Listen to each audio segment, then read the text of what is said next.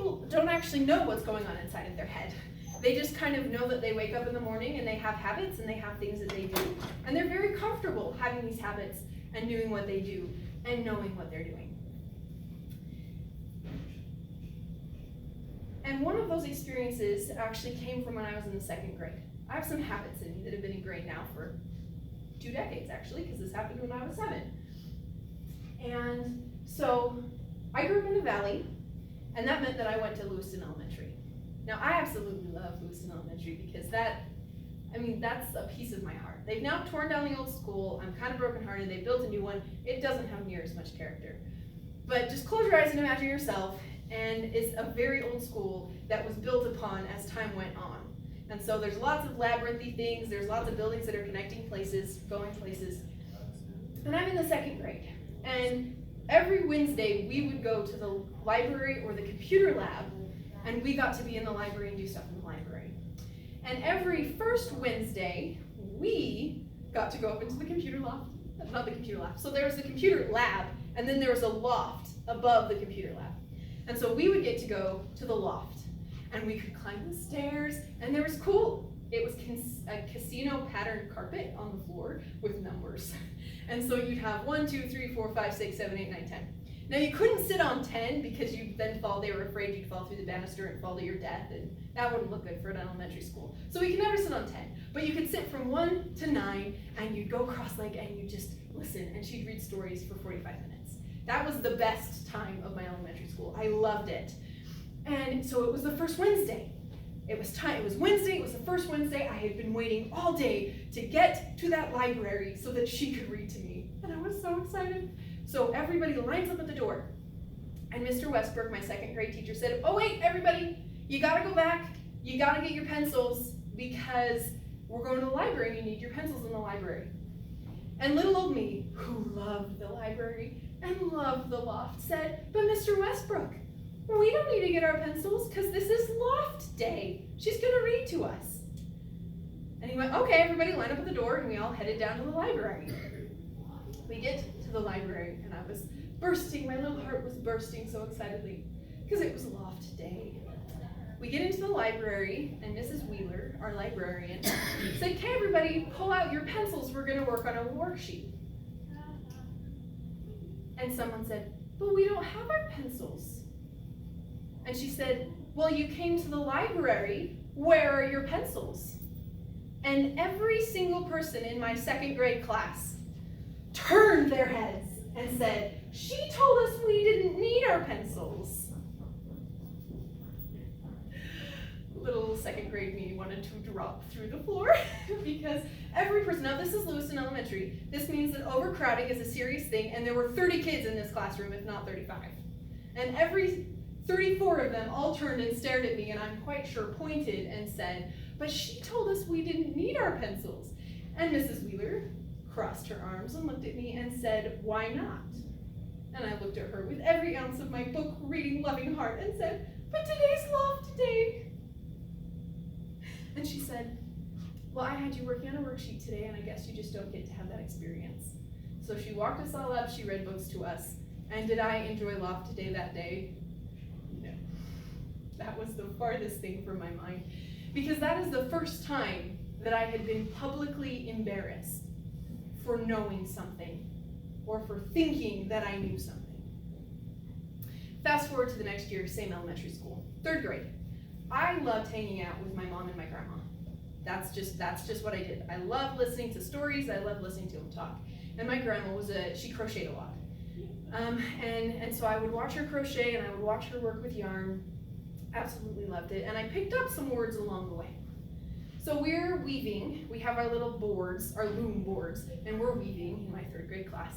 And I get this knot. And it's this tangly little yarn knot with all the little loops that come out of it and go in and out, and it's really tight. And the more you try and pull to loosen it, the tighter it gets. So I take it up in my board up to my 3rd grade teacher, and I say, "Teacher, this is a really intricate knot. I don't know how to get it undone." And she looked at me and she said, "Allison, what did you say?" I said, it's an intricate knot that's hard to come undone. And she said, "How do you know what intricate means?" "What does intricate mean?" Like, it's complicated and it's hard to get undone. She went, okay. She sent me on my way. We got the knot untied and it was fine. We're walking down to the lunchroom later that day, and she stops next to Mr. Seaman's 5th grade class. Now, you don't know Mr. Seamans, but what you do need to know is that he's 6'4". He's a big guy, very big. I'm this cute little 3rd grader. My 3rd grade teacher grabs me and says, "Hey, Allison, come here." He's gonna eat me. Pulls me into the room and says, "Allison, tell him what intricate means." I'm like, I'm a 3rd grader.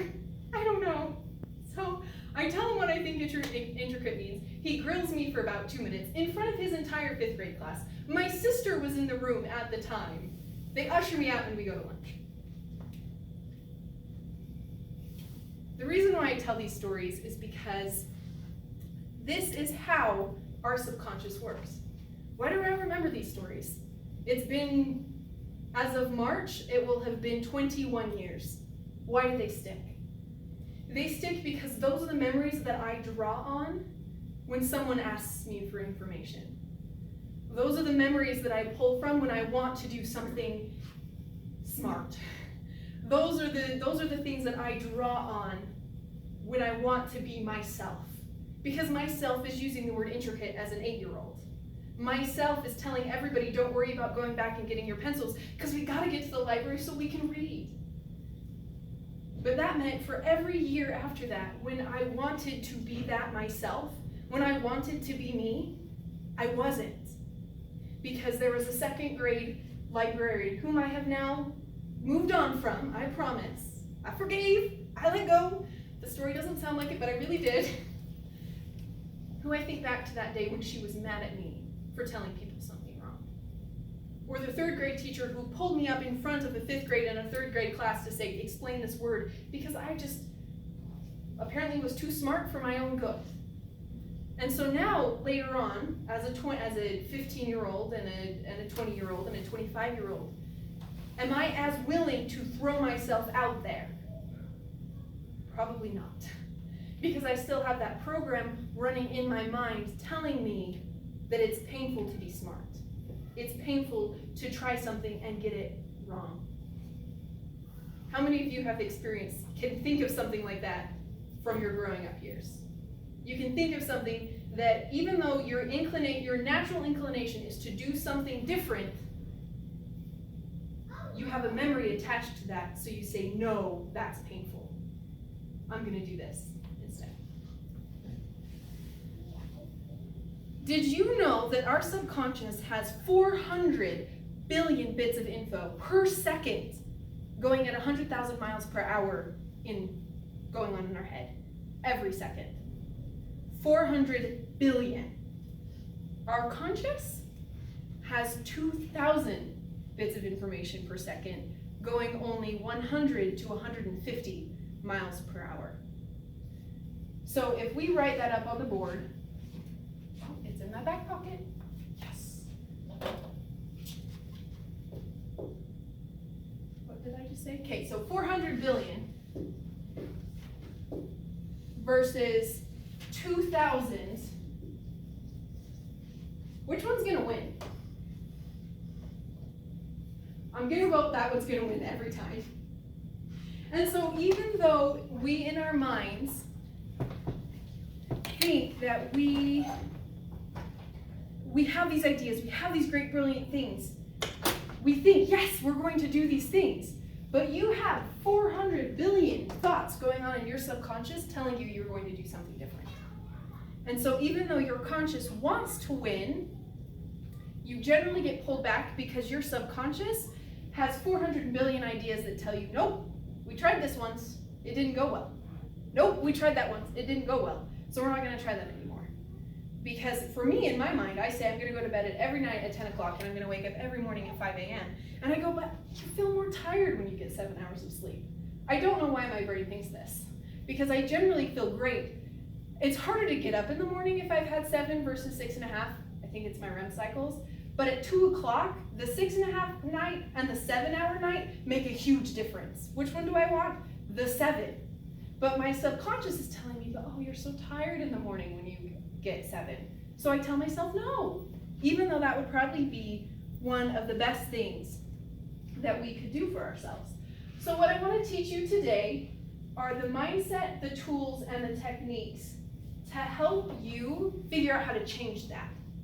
Figure out how to allow yourself and empower yourself to make change in your life.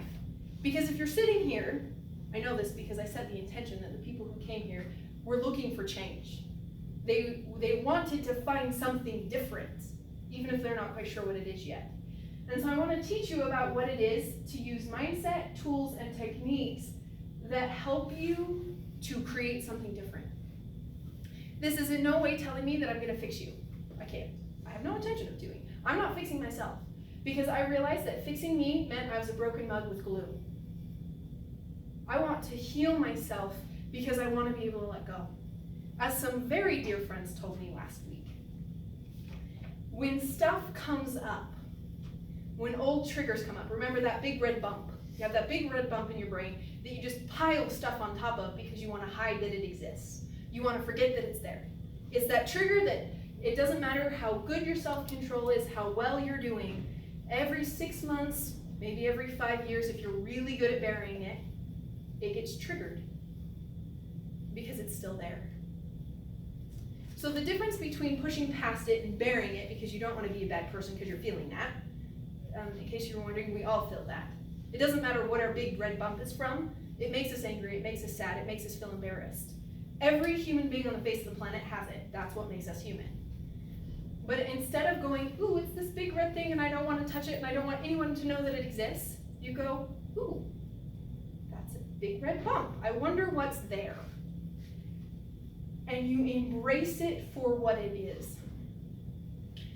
And you go, okay, now try not to do this in public because if you burst into tears in public, people will ask questions. I know I tried. Well, I didn't try, it just sort of happened, but then they asked questions. So find some quiet time to yourself. And I want you, when you realize that it's there, to embrace that it exists. Don't bury it. Don't get your hand and like press it down like the mole game where you try and hit them under with hammers. Don't do that. See it and love it. And ask, what are you? What is this thing? What made you? Because what you might find is for 20 years of my life, I didn't want to put myself out there. I didn't want to be proven wrong. I had a phobia of people telling me that I was wrong, which is really weird because I know that progression happens because you find out you're wrong and you do something different that's right and then it works. So I knew that that's how that pattern worked, that cycle worked. But I was so terrified, my second grade self was stuck inside of me, so terrified to be proven wrong, that anytime someone would say, oh, you need to do this a little differently so you can do it better, I would shut down. I would go around, I would cry and go, I'm a horrible, awful person because I got it wrong. When that poor person was just going, I just want to help you do it better. And so, as you are going through your life and something comes up, maybe it's something completely different than mine. My big red bump was doing something wrong, fearing looking foolish. And so one day I finally just went, self, what is this? Why is this here?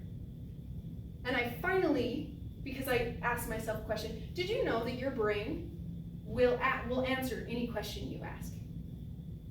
It will. It will keep finding until it finds answers and evidence for you. So if you're asking, why is my day so awful? Guess what? Your brain is going to look for the 30 ways that made your day so awful. If instead you say, why is my day great today?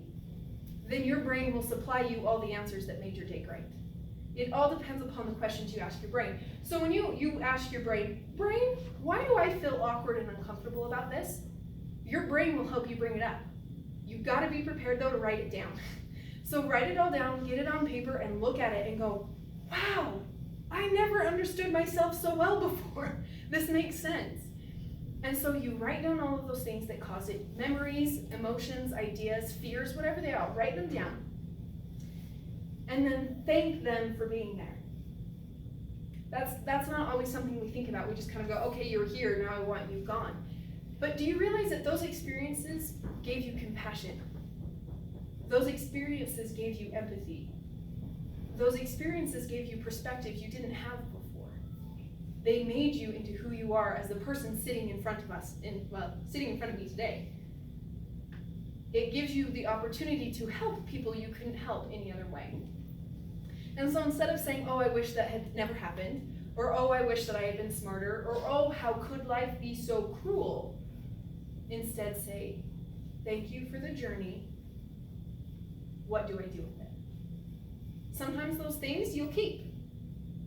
And you'll say, I am stronger because of them. And sometimes you'll look and go, that is not crud that I want around. And you set it down. You say, thank you for fulfilling your purpose. You can leave and let it go. That is the difference between fixing and healing in my mind. You guys might have some different definitions of it. But the difference for me is that fixing means I hide it. That's invariably what it is. I hide it. I don't want it there. I don't want anybody ever to know that I'm human. Because if they know I'm human, they'll never talk to me again. Actually, they're more likely to talk to you when they find out you're human, because we're all human and we're more comfortable talking to people who are human and who we realize aren't perfect. So embrace who it is that made you who you are and find joy in it. And then as we move forward, you can employ these tools to start retraining your brain to not go back to those old patterns. Because it takes a lot of time for me to be willing to throw myself out there, because I still have that memory. But I tell my brain, it's worth it to try this new thing. I'm going to have amazing experiences trying new things. I don't have to go back to that. And so that's what the mindset is. We can change our brain. We help ourselves heal so that then we can use tools and techniques to do new experiences and try new things. The difference, you might wonder, because I wondered this, the difference between a tool and a technique is a tool is a hammer, and the technique is that you throw it and you don't throw it, you hold it and you hammer with it.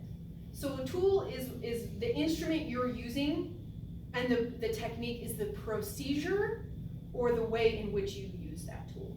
And so that's the difference that we'll be looking at here. Now, in order to create things in our lives, in order to go places, we need to understand how our reality works, how things actually happen. And so I want to explain how things actually happen through the 7 steps of creation. And the key thing, as we're creating a new mindset, as we're creating new tools, is that you use repetition and you're happy about it. I used to just think that it was repetition, but our brain is really interesting in that if something's painful, it doesn't want to go back. If something is uncomfortable, we want to avoid it at all costs. So if you're gritting your teeth and you're saying, I'm going to go to bed at 10 o'clock every night, does my body want to do that? No, not at all. And you're going to wake up at 5 o'clock every morning. Does my body want to do that? No.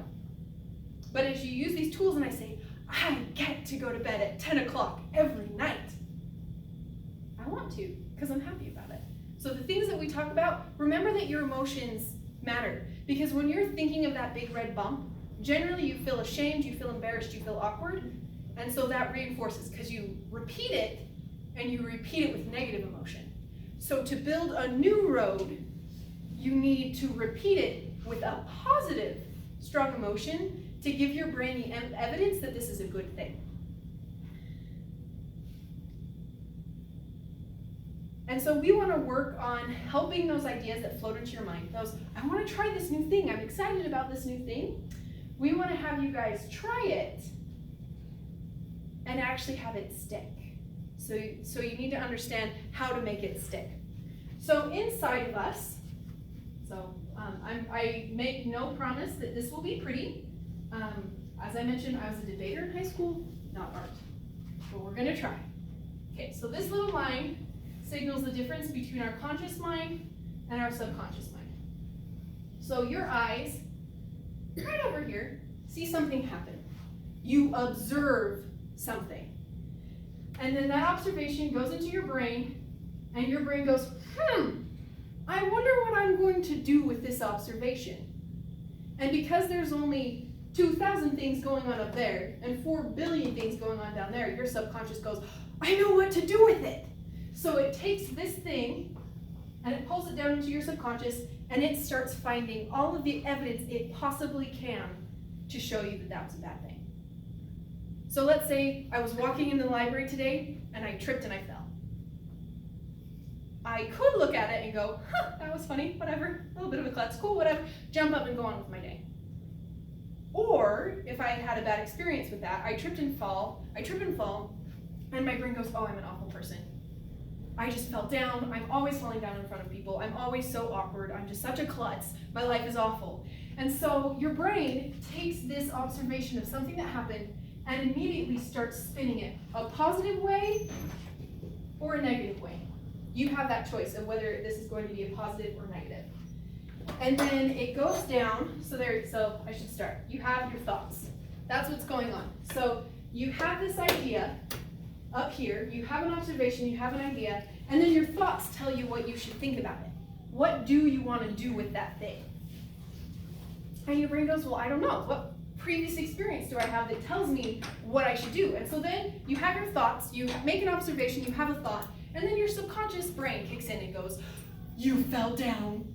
Our previous experience and our previous program tells us that falling down is the most awful, horrendous thing that could ever happen. And so then that's what you tell yourself. And you carry that around through your whole day. You tripped for one split second of your day, and now your programs are telling your mood, which is right down here. That kind of looks like a skull. Let's make it a heart. There we go. So that tells your mood. You fell down at 10 o'clock this morning, so you are still going to be sad and depressed and lonely at 10 o'clock at night, because that's what your programs tell your brain to do. And this applies to anything you want to apply it to. And so then, that affects your actions. You come home, it's been a long day, you're in a mood because you fell down, and your husband asks, what's for dinner? And you go, I don't know what's for dinner, I'm not going to do anything because I'm a horrible person, and then you storm off. Because your thoughts, your subconscious programming, your mood, then tells your actions how you react. Experiences. So because my actions went, I don't know what we're doing for dinner, life is awful, and I storm off. My husband then goes, I just wanted to know what was for dinner. He feels kind of beaten up because he has no clue you fell down at 10 o'clock this morning. I don't know why he would. And so then he storms off in the other direction and you don't talk for the rest of the night. And so then your experience, so your heart, your mood tells you what's happening out of these experiences. And then this experience with someone else brings new experiences into your life. So then your husband doesn't talk to you for the rest of the night. Because he's confused and you're all sad because you still don't understand that what happened to you at tripping at 10 o'clock in the morning makes you a grumpy person 10 o'clock at night. And so then you have this new experience that comes back to you. And it tells your conscious mind that when you trip and fall, you become a horrible person, you're not nice to anyone, everybody hates you, you need to go eat worms, and you can never change. Gummy worms do taste delicious, by the way. And that's how experiences are created in our lives. That's how our mind works. And so you have a very brief moment between thoughts and your subconscious programs. Your brain, so your conscious and your subconscious have about 7 seconds. So you have about 7 seconds between your subconscious thought and your conscious thought merging and determining your mood. But if you use that 7 seconds wisely, your past programs don't hijack you. So let's try this all over again, shall I? So I trip and I fall. I have 7 seconds, so I'm on the ground and I'm like, oh, I feel like such an idiot. But then the other half of my brain goes, but you can get up. I have an option because there's this thing right here called accept. Yep, that's how you spell it. Or reject. So in that moment of that experience happening to me, I get to choose. Do I get to accept that experience at face value, we'll say, or am I going to turn it into something different? That's not supposed to happen yet, but that's fine. So, I fall. I'm coming into the library, I'm about to make an amazing presentation that you are all going to absolutely love because you're fantastic human beings, and we're all going to learn tons. And I fall. I'm laying on the carpet. By the way, this didn't actually happen, thank goodness. And I'm laying there and I have 7 seconds to choose. Is my whole day going to be awful, or did I just fall over and that's it? I choose, okay, I just fell over and that's it, end of story. I can get back up. I jump up, I go, that was really funny. Sometimes I trip over my own feet. I go off, I make copies, I come in, I teach class, life is great. I'm feeling energized because the energy was so great, so I go home, my husband asks what's for dinner. I say we're gonna have corn dogs because corn dogs are delicious. And then we both have a great night, we watch Star Wars Solo, and life is fantastic. So then what's my experience?